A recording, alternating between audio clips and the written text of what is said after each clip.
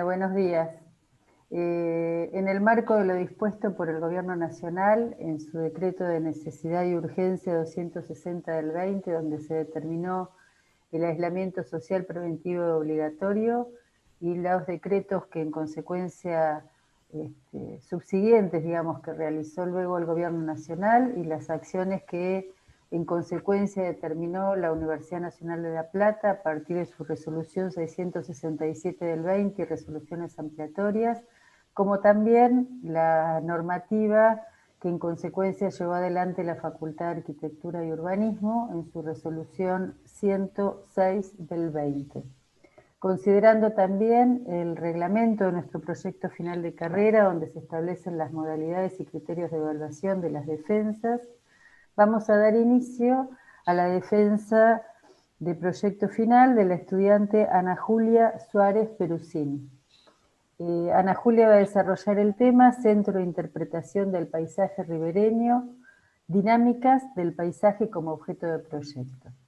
Ana es estudiante del taller vertical número 5, así que a continuación voy a presentar la comisión evaluadora que actuará en esta defensa, que estará integrada por los profesores del taller donde Ana Julia realizó su trabajo, el arquitecto Alejandro Casas, el arquitecto Nicolás Vares y la arquitecta Florencia Snack. Como profesor invitado por el área de arquitectura, el arquitecto Carlos Costa, como profesor invitado por el área de Ciencias Básicas, Producción y Gestión, por la asignatura Instalaciones, el arquitecto Aníbal Fornari, y por la asignatura Procesos Constructivos, el arquitecto Federico García Zúñiga.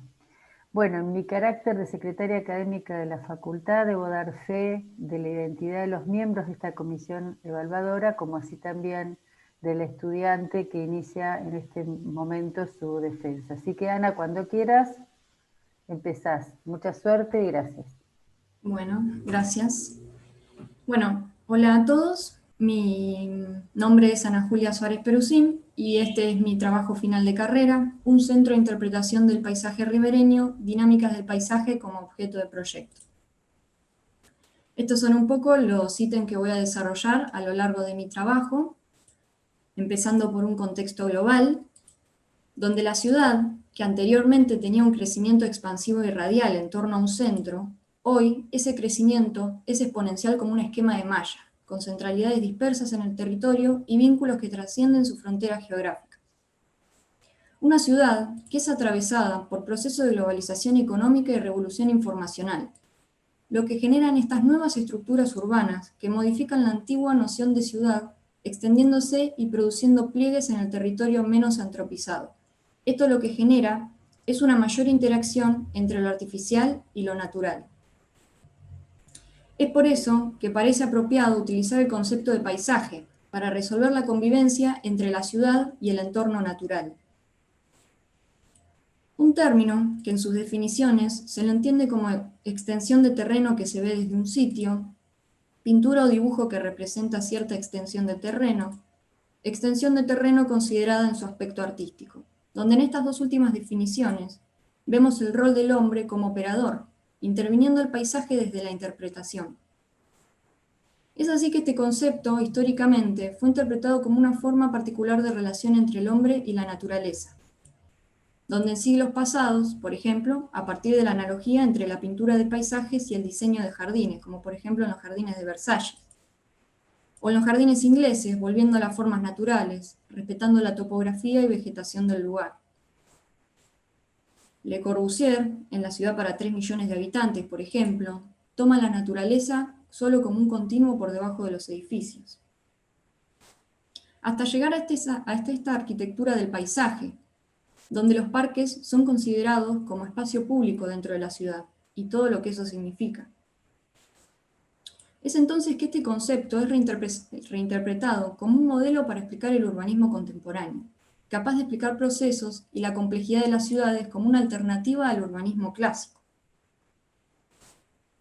Me gustaba rescatar esta frase que dice que para que exista paisaje, no basta que exista naturaleza, es necesario un punto de vista y un espectador. Y además, debe existir un relato que dé sentido a lo que se mira y experimenta. Es así como el paisaje abandona su lugar de objeto y escenario para convertirse en un sistema activo que se fusiona con la arquitectura y el urbanismo y genera esta nueva materialidad para el proyecto. Desde el contexto de mi masterplan, para desarrollar este tema, me voy a situar en la localidad de Ensenada, a partir del masterplan propuesto por la cátedra,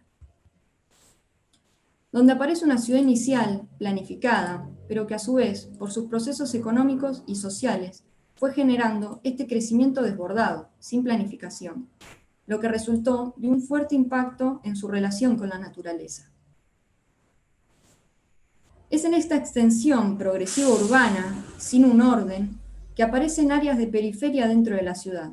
En mi caso, desarrollar un área de borde, donde se encuentra muy presente la naturaleza, pero a su vez es un vacío urbano, que hoy no tiene actividad y requiere de un nuevo punto de vista para poder integrarlo al tejido de la ciudad. Desde las dinámicas y procesos que tiene el sitio, se encuentra en un territorio donde el río avanza superando la altura del arbardón costero, inundando los bañados y retrocediendo, se desarrolla una planicie costera que constituye el delta del río Santiago y forma parte de la región de humedales identificada como Cuenca del Plata. Es así que el sitio propone un paisaje singular donde se desarrollan estas dos centralidades urbanas, que son Berisso y Ensenada, que se encuentran separadas por el puerto de La Plata. Un puerto que a las dinámicas naturales del área le sumó nuevos cursos del agua que fueron creados por la acción humana, como el canal de acceso al DAC central y aliviadores. También, dentro de este sistema, está lo que se conoce como monte ribereño, donde algunos habitantes se afincan y en su mayor parte son quinteros y productores locales. Un poco desde su condición biogeográfica, esta porción terminal de la Cuenca del Plata constituye una unidad de características biogeográficas y ecológicas únicas dentro del territorio de la Argentina. Y además, el Río de la Plata es un estuario de características únicas en el planeta. A pesar de todo lo mencionado, en toda la región se producen importantes extracciones de recursos naturales y actualmente la ribera del Río de la Plata es la más afectada por el desarrollo urbano, quedando empobrecida la vegetación y fauna del lugar. Es así como en el sitio se ve la confluencia de las dinámicas naturales del Río de la Plata y sus procesos históricos y sociales, que marcan este peculiar modo de apropiación del lugar. Esto lo que genera es un paisaje de impronta propia con diversas escalas y jerarquías. Bueno, para la intervención en el sitio se trabajaron varias escalas de abordaje. Desde la escala territorial, donde la población y el frente público costero se encuentran sin acceso, con una identidad debilitada, y es por eso que se piensa en esta recomposición de espacios para darle acceso público a la ribera, a partir de la reactivación y preservación de todo el borde ribereño para generar esta nueva vinculación con el tejido de la ciudad, donde voy a enfocar mayor desarrollo en el sector que se encuentra vinculado al Masterplan de Viviendas de sexto año. Desde la escala urbana, se analizó e identificó los accesos únicamente vehiculares, sus límites físicos, naturales, sus áreas de borde y los elementos de paisaje en el sector. También se realizó un relevamiento en el sitio, que lo hice en compañía de Brenda, ella es ingeniera agrónoma, por lo que fue muy interesante el intercambio y sobre todo el trabajo interdisciplinario, para entender el lugar no solo desde una foto, sino reconocerlo a partir de lo que sucede en el lugar, su naturaleza, clima, y a partir de ahí generar información. Es entonces que desde la escala urbana se propone un parque ribereño que lo que busca es entrelazar los elementos de la naturaleza con los procesos económicos sociales del sitio, que en definitiva es un poco la búsqueda de esta noción de paisaje. Es entonces que se piensa una pasarela elevada en el nivel +4, que vincula directamente el tejido de la ciudad con el borde ribereño, conexiones desde el masterplan, puntos paisajísticos en el sector. En el nivel 0, un camino de bicisendas dinámico que vincula los diferentes puntos, y un camino peatonal que recorre el sitio y genera áreas de propagación de especies nativas. Este es un poco el resultado del parque ribereño, donde se destacan las diferentes estaciones, el bosque marginal y su relación de cercanía con el tejido de la ciudad, el puente giratorio, donde se reconoce la historia y cultura del lugar, el Paseo de la Costa Ribereña, el DAC, donde el parque reconoce su situación con respecto a astilleros y la actividad portuaria. Y por último, el Centro de Interpretación, como continuación de la pasarela, donde se plantea esta nueva relación con el estuario y las islas aledañas, reconociéndolas e incorporando las actividades locales para dar sentido de pertenencia a la población local. Bueno, esta es una imagen donde se ven algunas intenciones del parque, a los costados, su relación con la costa ribereña o astilleros, y el Centro de Interpretación como una pieza más dentro del parque. Donde un poco la reflexión se encuentra a partir de entender la arquitectura, no como un edificio en sí mismo, sino como producto de esta nueva visión de ciudad. Es así como llegamos al Centro de Interpretación, que reconstruye la visión del paisaje desde el río, con ese gesto de sorpresa que suele tener el borde ribereño cuando se lo recorre en bote. Un centro que busca el conocimiento y preservación del paisaje. Con intenciones pedagógicas, pretende conectar intelectual y emocionalmente al visitante con el paisaje, estimulando su interés para comprometerlo con su conservación y cuidado. Un centro que a partir de sus estrategias proyectuales abarca la llegada de la pasarela al parque ribereño, la llegada desde el río, la llegada de bicisendas y senderos, una caja contenedora del programa, las circulaciones hacia el mirador por medio de rampas, vacíos de vinculación con el entorno, las cajas programáticas propias de las actividades y una continuidad del paisaje elevando el edificio. En planta baja, únicamente, bajan los núcleos de servicio como apoyo al parque y se vinculan los caminos de bicisenda y peatonales en relación a la escalera de acceso desde el muelle. En el nivel +4, en vinculación con la pasarela, aparece el área de información y administración del centro, junto con un espacio flexible para las ferias locales. Esto es un poco una imagen desde la escalera y sus conexiones con los senderos, o esta imagen yendo hacia el río, una situación totalmente nueva para el lugar. La situación de las ferias, en relación directa con su entorno natural, estos espacios que buscan ofrecer a la comunidad un lugar de identidad, con espacios permeables que pueden ser modificados de manera diversa. En sus plantas están pensadas a partir de espacios intermedios, de corredores, para actividades de aprendizaje flexible y espacios de interpretación, una serie de lugares vacíos que permiten la apropiación libre y así la comunidad puede proponer nuevas actividades. También se encuentran las cajas programáticas, que son espacios funcionales interiores donde se sitúan las actividades propias del centro. Estas son los talleres para el aprendizaje y concientización ambiental, una biblioteca con información del sitio, su fauna, su flora, un gran espacio grada para charlas y conversatorios, pero también para actividades que la comunidad proponga, un espacio de encuentro. Salas de exposiciones temporales y permanentes, donde puede haber muestras de lo que se genera en taller. En el nivel de terraza, una confitería de mirador como remate, acompañado de un sector de huertas comunitarias y un invernadero de especies nativas que luego son trasladadas a estas áreas de propagación del parque. Los núcleos, que se encuentran localizados estratégicamente en los niveles como apoyo a las actividades cercanas, como sectores de bacha para los talleres y huertas, puntos de reciclaje, estacionamientos de bicis en planta baja y un sector de semilleros como complemento al invernadero. Esta es una foto donde se muestra un poco estos espacios pasantes, cómo se transitan, sus perspectivas. Desde el interior del espacio grada, donde, si se quiere, encuadrando la visual del entorno natural. Acá se puede ver el sistema de circulación lineal que acompaña el paisaje a partir de los vacíos y transparencias. Un sector de plantas más 775, con la continuidad entre los espacios de exposición y el espacio grada, donde las exposiciones no solo se encuentran dentro de las cajas.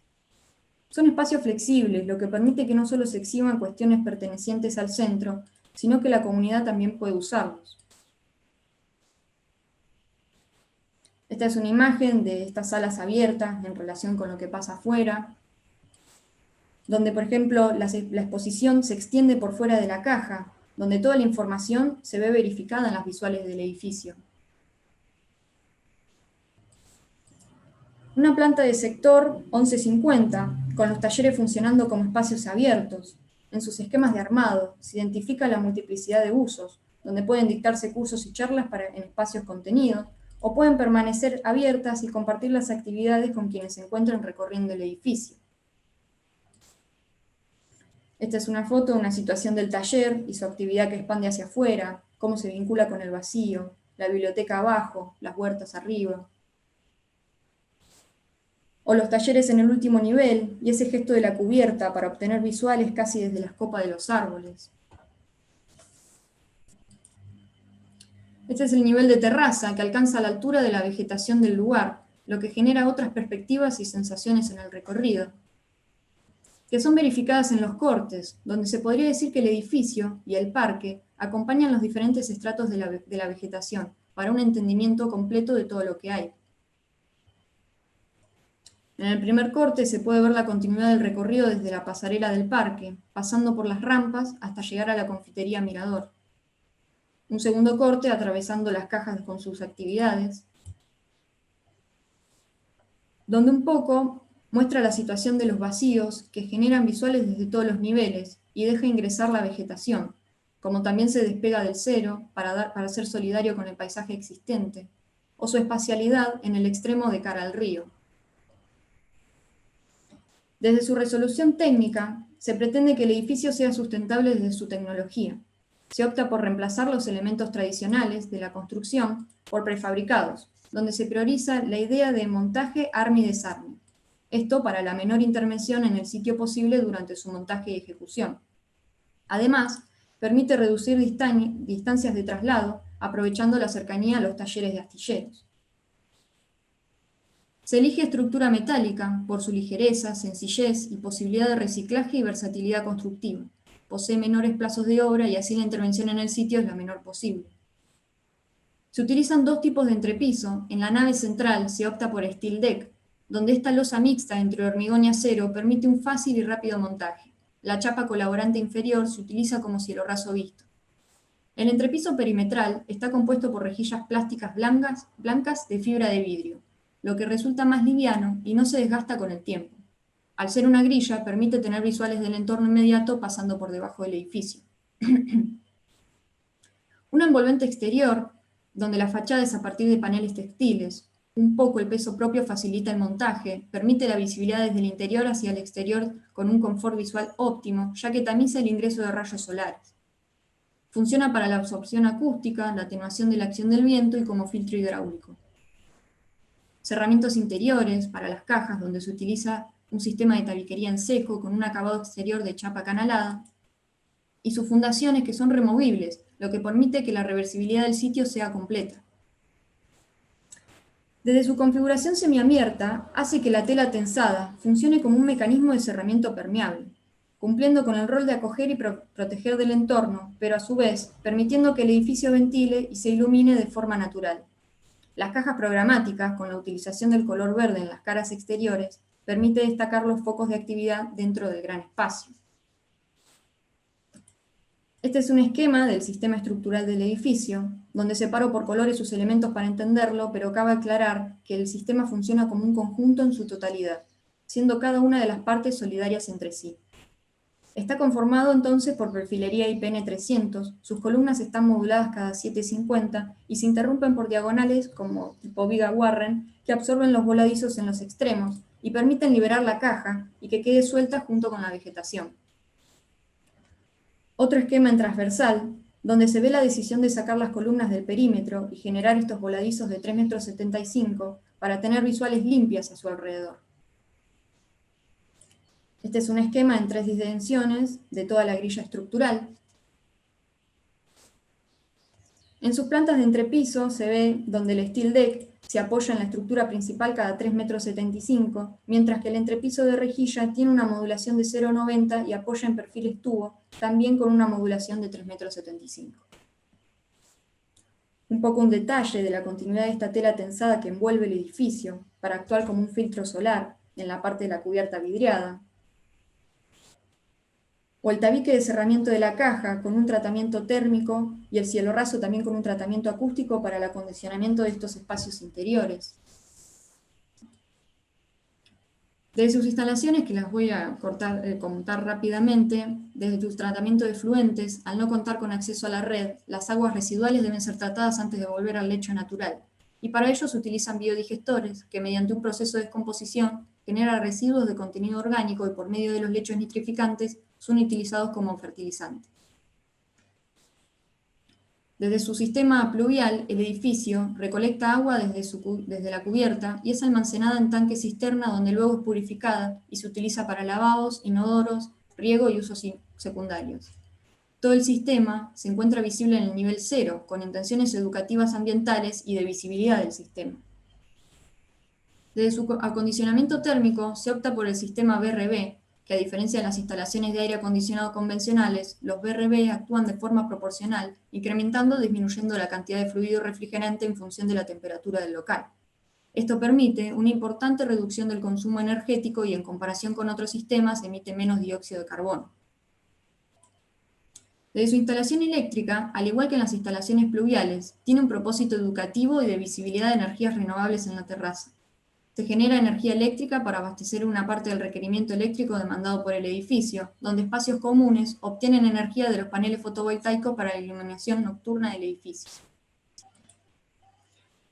Para ir cerrando, podemos reconocer las diferentes decisiones que se fueron teniendo presente, un criterio sustentable para que el edificio sea respetuoso con su medio natural. Un poco esta imagen de síntesis de la convivencia entre la arquitectura, lo artificial y el paisaje, la naturaleza del sitio. El proyecto no comienza con nuestra intervención. Los proyectos comienzan antes que nosotros. La historia comienza antes que nosotros lleguemos. Hacer paisaje es como entrar en una conversación que está empezada, y nosotros debemos entrar en el hilo de esa conversación. Podemos interrumpir para decir lo que tenemos para decir, pero también podemos tomar el tiempo de escuchar lo que se dice, deslizando la novedad de nuestro aporte en el hilo de esa conversación. Muchas gracias.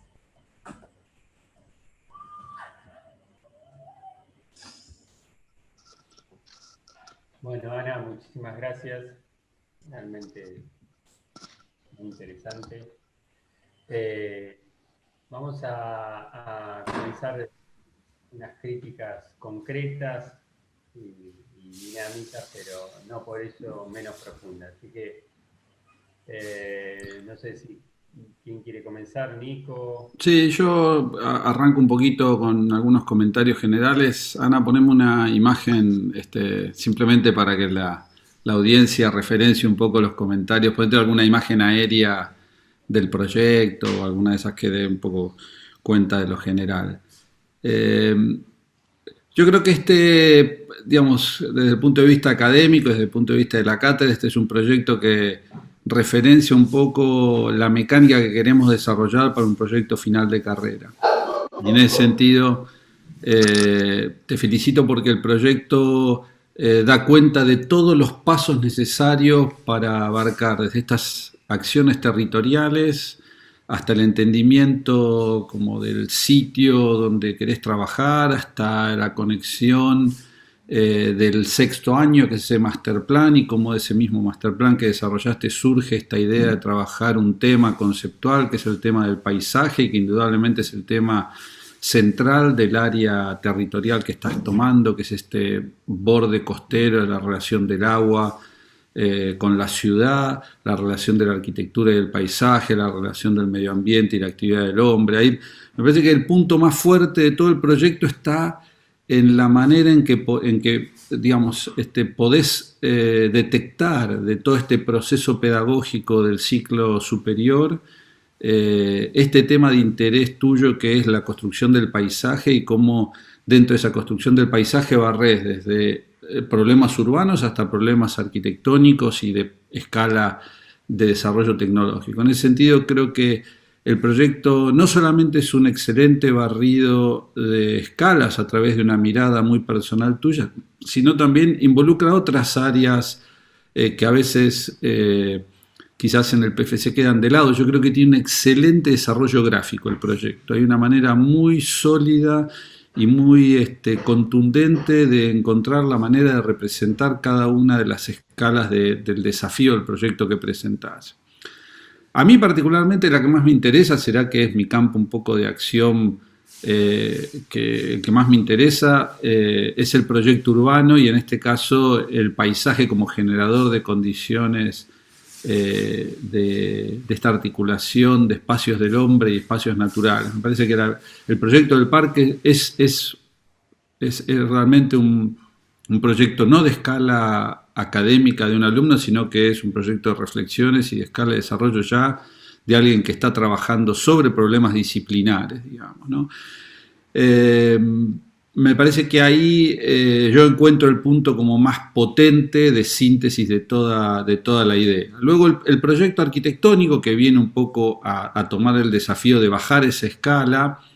Creo que el proyecto es muy pertinente en cuanto a toda la toma de decisiones, y quizás si tuviera que decir algún comentario crítico, que siempre es bueno porque me parece que los momentos de evaluación no solamente tienen que ser un momento de festejo y de cierre de etapas, sino también de reflexión, diría que este contenedor tecnológico tan pertinente para el sitio tiene sus mejores momentos cuando se transforma en un objeto de paisaje, en esa planta cero libre, en donde la arquitectura se pierde, y en esa terraza libre donde la arquitectura se pierde y se confunde con la resolución, de nuevo, de una terraza que es parte de un plano, de un paisaje distinto, más artificial, pero que recompone esa idea original de la búsqueda del proyecto.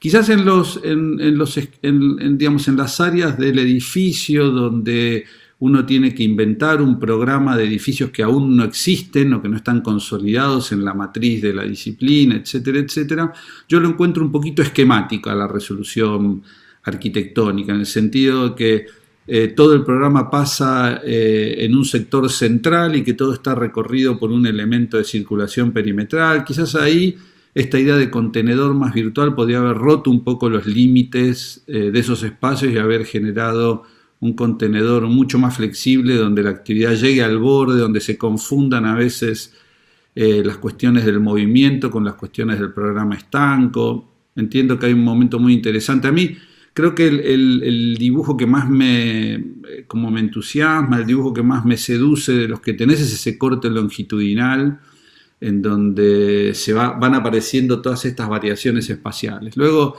cuando uno analiza técnicamente la planta, quizás parte de esas variaciones espaciales se ven un poco desdibujadas por el confinamiento tan como sistemático del anillo de movilidad versus ese espacio interior fragmentado. Creo que es un proyecto muy sólido, muy desarrollado, muy interesante y seguramente será la punta de muchas cosas que, cada uno de nosotros va construyendo a lo largo de todas sus etapas de arquitecto como una valija de temas y de resoluciones, que después la va llevando adelante en el tiempo. A veces la recupera en un concurso, a veces la recupera en una casa, a veces la recupera en una investigación más académica. Me parece que has encontrado, Ana, acá en este tema y en este cierre de tu carrera de grado, una oportunidad de descubrir una valija de temas bastante abarcativos que te van a acompañar seguramente a lo largo de toda la disciplina. Felicitaciones. Gracias, Nico. Deberíamos cerrar los micrófonos, ¿no?, de exteriores para... ¿Sigo yo, Nico? Sí, dale. Bueno, Ana, felicitaciones. Realmente creo que es un trabajo que tiene un gran espesor intelectual, ¿no? Lo contaste de manera concisa, ordenada, con una representación muy acorde, que se llevó muy bien con el relato. Y bueno, obviamente coincido muchísimo con lo que te dice Nico, ¿no? Y de todos modos, a mí me parece que, por más que esto sea una instancia finalista, nunca está de más por ahí hacer alguna reflexión crítica. Por eso yo voy a arrancar un poquito con esto, con alguna reflexión crítica que por ahí puede resultar antipática, y creo que esto empieza por la resolución proyectual, lo que vos llamás la resolución proyectual, que creo que es donde uno podría encontrar algún gris, a donde el proyecto navega por aguas menos seguras, y lo que te voy a marcar son dudas, tienen que ver con la incertidumbre, dudas que tengo yo.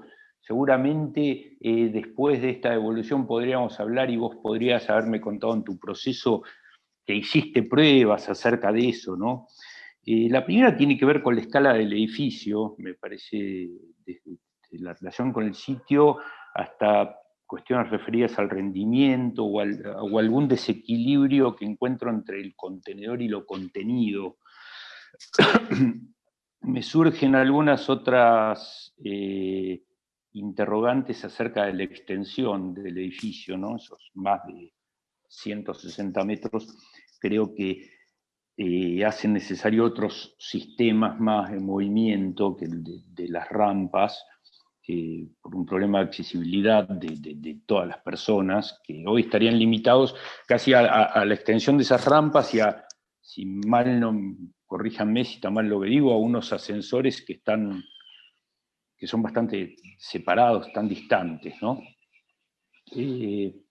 Pienso si no habría que haber hecho una reflexión en cuanto al esquema, a un esquema muy rígido, muy simétrico, si no habría que haber hecho alguna consideración, aprovechando precisamente que el edificio es muy extenso, con algún desplazamiento o algún desfasaje de los vacíos, que hoy los veo como demasiado textuales, como manera de enriquecer espacialmente y con esa idea que tenés de todo aquello que surge de la tierra que se meta dentro del edificio, ¿no? Pero por sobre todo, y esto te lo digo aún sabiendo que esto forma parte de un plan general delineado con anterioridad, entendiendo cuestiones referidas a la orientación, yo no dejo de pensar en el lugar como una de las primeras condiciones del proyecto, y creo que vos estás en una situación casi única, poco repetible, que es estar frente al río, ¿no? Y es donde ahí a mí me surge alguna duda, y creo que alguna prueba seguramente tuviste acerca de eso, es si el edificio no podría haber estado puesto al revés, ¿no? Con su mayor frente sobre el río, sin perder la condición de finalista de todos estos recorridos del master plan. Pero bueno, insisto, dudas y críticas que uno puede hacerle a un trabajo que me parece que es muy sólido, extremadamente sólido. Entonces, hasta aquí llegué con las incertidumbres y ahora yo quiero pasar al plano de las certezas, ¿no? Y yo no voy a hablar de lo que mostraste y contaste, creo que eso está todo muy bien. Sí voy a tratar de hacer una síntesis de por qué me parece que es un muy buen trabajo el tuyo, ¿no? En principio creo que es por tu predisposición a entender el proyecto como una convergencia de aspectos sensibles, culturales, intelectuales y disciplinares, ¿tá?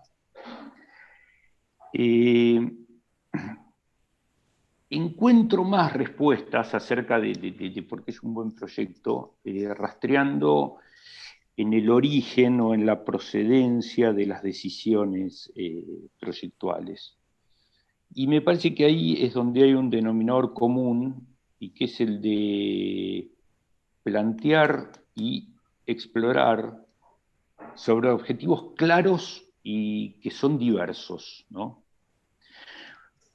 Primero, por un lado, están las metas propias de un proyecto final de carrera, y en ese sentido creo que tu trabajo es una verdadera investigación, ¿no? Que integra conocimientos provenientes de diferentes campos de la disciplina y aún vas más allá y incorporas algunas cuestiones provenientes de otras disciplinas, ¿no?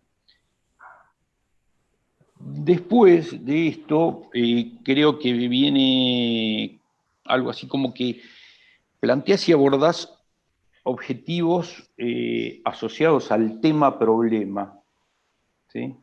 Y voy a decir un par de cosas que casi son textuales con lo que vos pusiste en tu carpeta, que son operar con el paisaje, no en el paisaje, entendiendo que el paisaje no es un escenario, sino un sistema activo.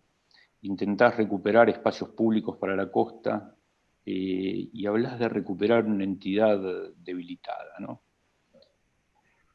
Y finalmente, ¿no? en el proceso de ideación, más allá del estado del tema y más allá del campo problemático, es visible cómo aparecen en escena objetivos disciplinares, ¿sí?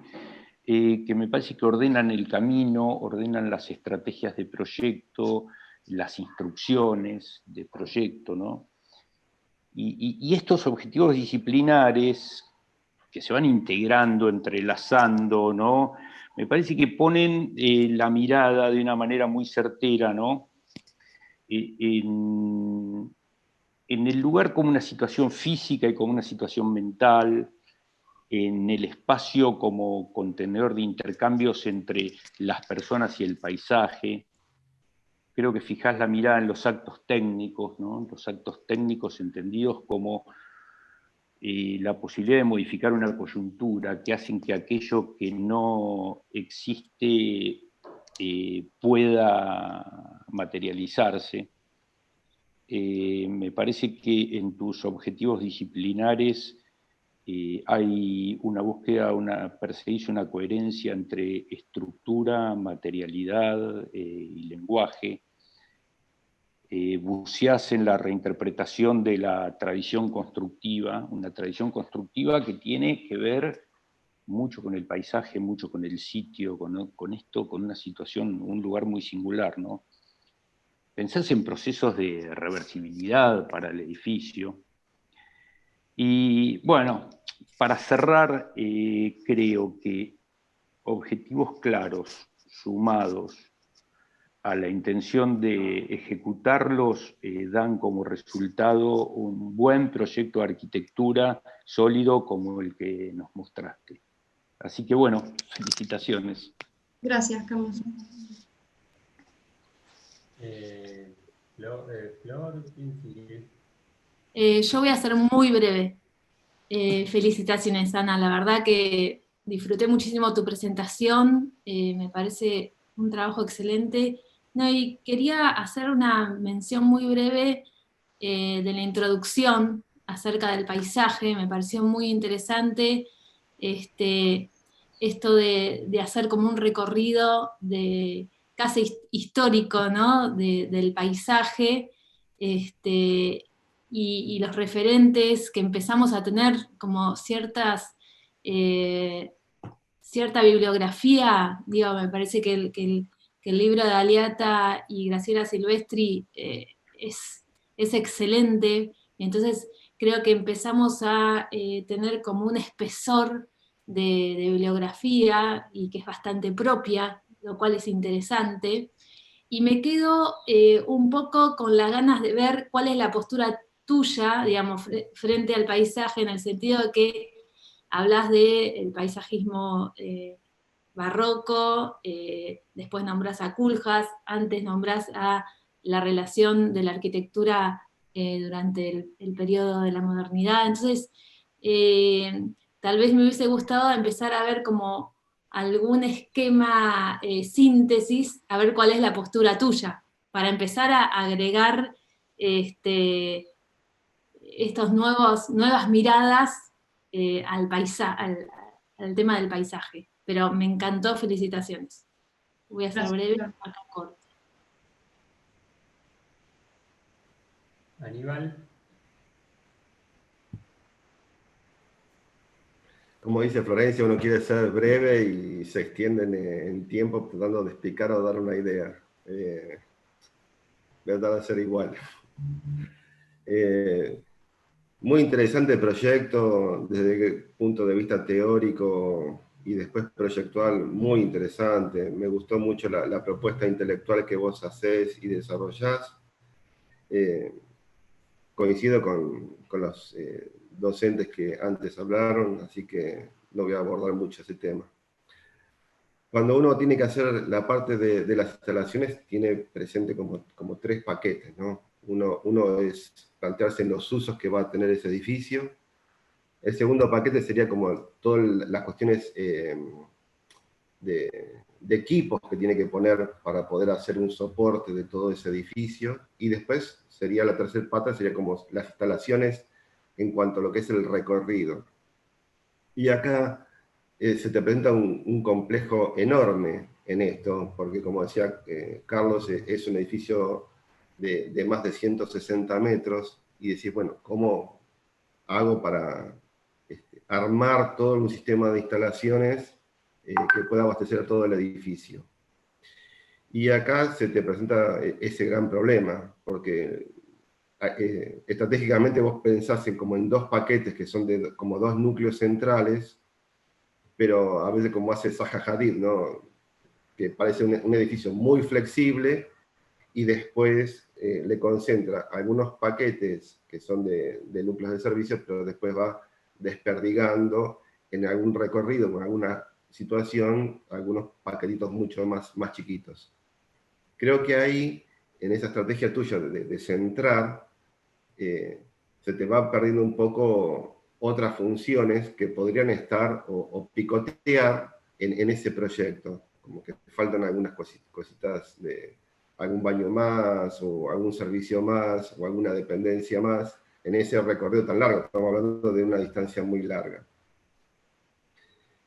Y cuando vos hablas de flexibilidad y de cajas programáticas, esos elementos tienen que estar abastecidos por las instalaciones, que a veces no, en la parte del plano se dejan ver, pero cuando vos haces unas vistas tipo axonométricas o en render, se pierde un poco todo eso, ¿no? Como que le falta, porque te pones en una situación en que estás trabajando con un sistema industrializado, que seguramente después Fede te va a hacer alguna observación sobre eso. Lo que cae en ese problema es que se te te dejan vistas las instalaciones, entonces hay que ver cómo las resolves en esas cuestiones. Y otra cosa que decía Carlos, que también está acertado en esa observación, es el tema de la accesibilidad. Cuando vos estás planteando un edificio tan largo y de recorridos tipo paisajísticos, y en algún momento vos estás hablando de decir, bueno, de alguna grilla emparrillada que también, que en realidad pues, está bien, porque dice, bueno, si sube la cota de agua, el agua va subiendo por ese emparrillado y va tomando, el edificio va absorbiendo ese tipo de inundación que tiene, que puede ser natural. Entonces uno se plantea qué pasa con las personas que no pueden caminar o caminan en otra situación, como, no sé, yo puse una persona anciana que tiene que usar el bastón, o tiene que usar un trípode, o alguien que tiene que usar una silla de ruedas, o un no vidente, ¿no? ¿Qué pasa en esas situaciones cuando vos estás caminando por ese emparrillado? Más allá de eso, es un gran desafío que te planteaste, no le tuviste miedo, le pusiste el pecho, y yo creo que saliste adelante en esta parte de teorizar y de proyectar un edificio como es este. Así que, más allá del detalle que me parece que no resta, me parece que lograste un muy buen trabajo. Así que, mis felicitaciones, Ana. Gracias. Aparecí, Ale, se me había cortado internet. ¿Me escuchan? Bien, buenísimo, vamos. No, apliqué tecnología y estoy dando internet con el teléfono a la computadora. Bueno, esperemos que salga, Ana Julia. No, yo quería ser muy breve. Justo estábamos terminando un curso de posgrado y lo terminamos con una frase de Cedric Price que pronunció en una charla en el año 66. Cedric Price precisamente es el que se considera la referencia del Centro Pompidou, que desarrolló un proyecto que llamaba el Fan Palace, y decía que la tecnología es la respuesta, pero ¿ahí? ¿Ahora? Bien. Ahora sí. decía que Cedric Price en esa charla la iniciaba con esta frase que decía: la tecnología es la respuesta, pero ¿cuál es la pregunta? Y creo que Ana Julia le encontró las preguntas, las respondió todas, yo creo que casi todas, pero estuvo recorriendo la cuestión de lo artificial y lo natural, las escalas de abordaje, la interdisciplina, soluciones tecnológicas que se empiezan a cruzar con la cuestión social y económica, el astillero, la producción, la sustentabilidad, la reversibilidad del edificio, ¿no? Creo que tal vez un poco la gran escala que tiene el sector, la gran escala que tiene el edificio en un individuo, a veces resulta complejo, pero creo que volviendo un poco sobre el inicio, ¿cuál era la pregunta? Creo que las preguntas te las planteaste, y en ese proceso que significa hacer este corte, que hoy es este PFC, creo que las respuestas han sido muy, muy interesantes. Te felicito, Ana Julia. Gracias, Fede.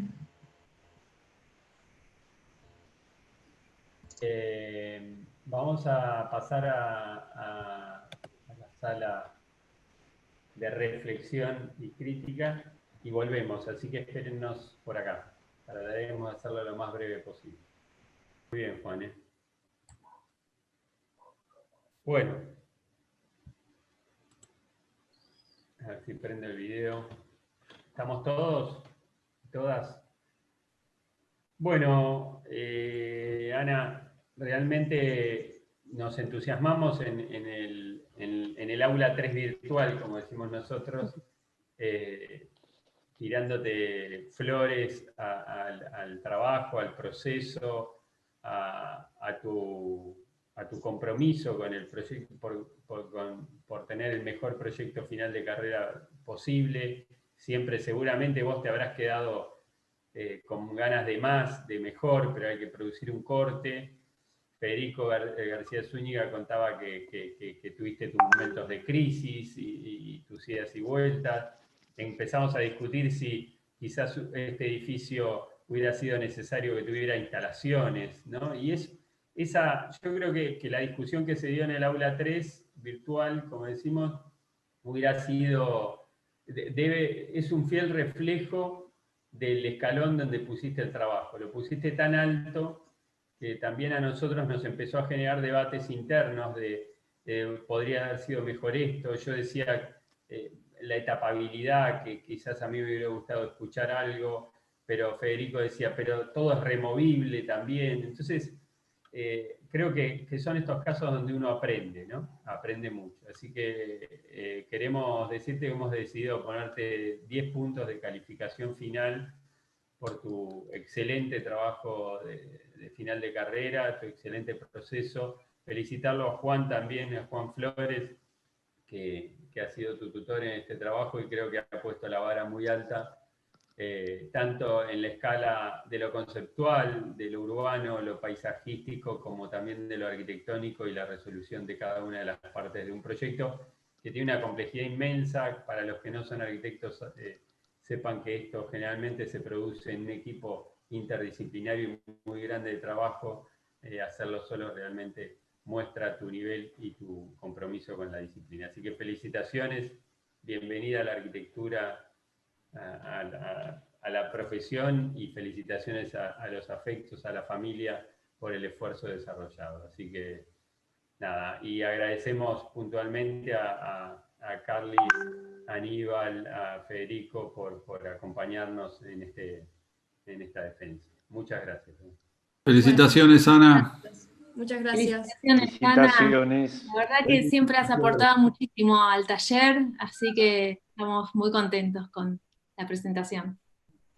Muchas gracias. Es lo feo de lo virtual, que acá debería haber aplausos de todo un auditorio, que entendé que hay un aplauso virtual de todo el auditorio. Muchas gracias, Juan. Felicitaciones, Ana. Bueno, felicitaciones, Ana. Gracias por la convocatoria. Gracias a todos. Muchas gracias. Chao, gracias por la invitación de nuevo. Sí, gracias al taller. Nos vemos. Chao, Ana. Nos vemos.